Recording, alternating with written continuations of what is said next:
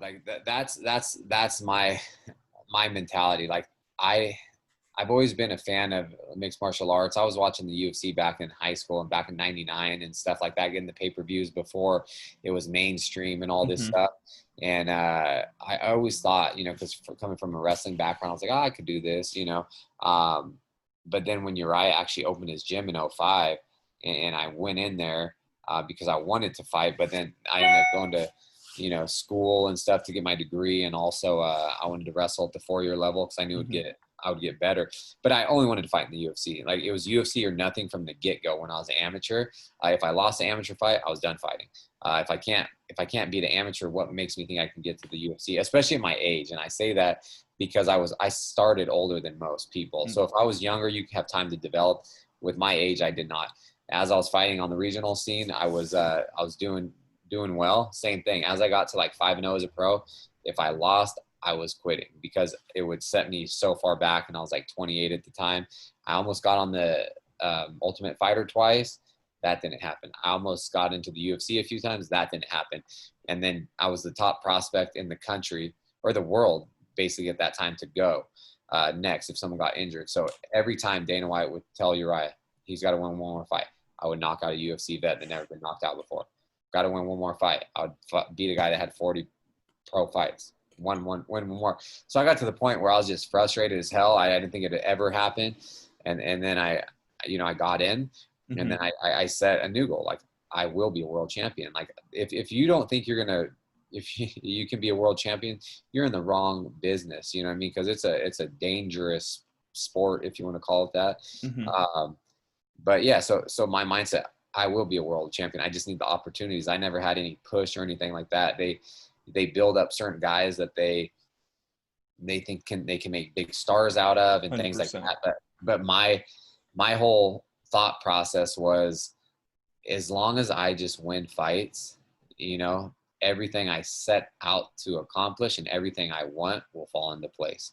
And that's what's happening. It's finally happening. So it's like, I'm beating all these guys, and then everyone's just like, oh, he's just this little stocky guy with overhand right. That's all he has. He's lucky. Okay, I'm a lucky guy then because I continue to win every fight, Right. most of my fights. And then I feel like this is the fight where everyone was kind of counting me out. And I see a lot of stuff and journalists just saying like he's going to completely outclass me because he's taller, he's bigger, he's younger, he has higher output.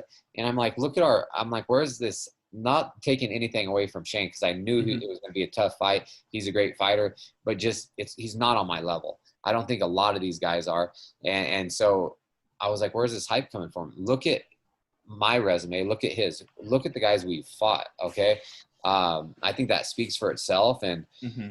And then with that, I was disappointed because I didn't think it was the best performance on my end because I know what I can do. And I did Hmm. barely even scratch the surface on that fight, but everyone else loved it. And then to come out and have all the injuries I sustained, it's good in a sense that, you know, people are talking about it and Dana knows now. He sees the value in me. That was the first time he's ever seen me fight live.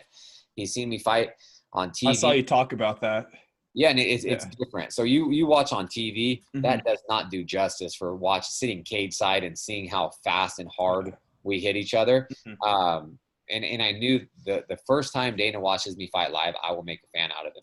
And he was jumping out of his seat, clapping, oohing, and awing, and the whole time, and standing up, just round of applause. Came up and was talking to me after, and just like, man, that was hella fight. And I was like, I wish I would have had been more positive at the time because Hmm. I was so damn pissed about my knee, and then just certain things leading up to it with the media and stuff. And then I don't even know where that came from. I was just pissed because I see all the, and I don't care that they're picking certain people to win. That's their job. That's not what I'm talking about. It's like when Hmm. I do an interview with someone that I think I'm cool with, and then they do an interview with my opponent, and then they come out with, okay, yeah, Burgos just gonna walk through him and make it look easy. And I was like, screw you, man. But so I wasn't singling any person Hmm. out, just things leading up to it. And then I was just pissed about the knee, pissed about that, and I was like, it just, you know, it No, is what it is. I didn't fault you for that.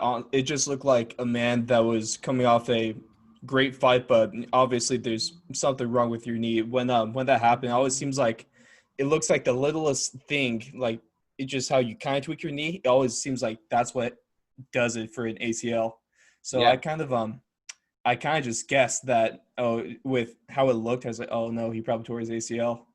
Yeah, and And that's exactly because, and I did it to myself. It's the first like 15 seconds when I go to blitz him with punches, and then I yeah. sit back and hyperextend my knee.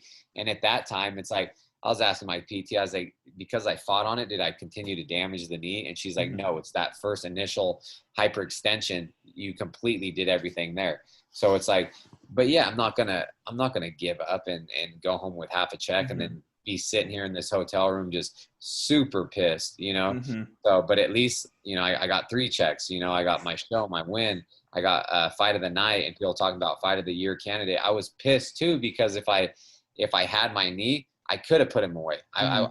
I don't know if he gets out of the second round, honestly, but in the third, I would have finished him on the ground, Mhm. but I could not push off of my leg. When he gave me his back, I would have took his back. I couldn't stand up and push off. When he stood up and had his back to me and his face there, I would have kicked him in his face, but I couldn't put all my weight on my left, so I just stood there Mhm. and you could see him walk back to the center.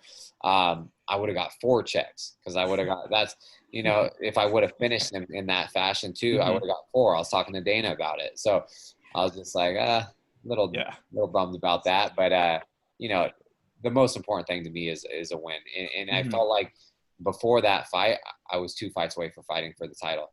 With that Agree. performance, even though I feel like it's what I said. Um, I'm seeing everyone now is saying like I wouldn't be mad if Josh got the winner of Volkanovski Holloway. That's what I want. So it's Mhm. like, and maybe this is like a silver lining and a blessing in I disguise. was about to ask that exact wording.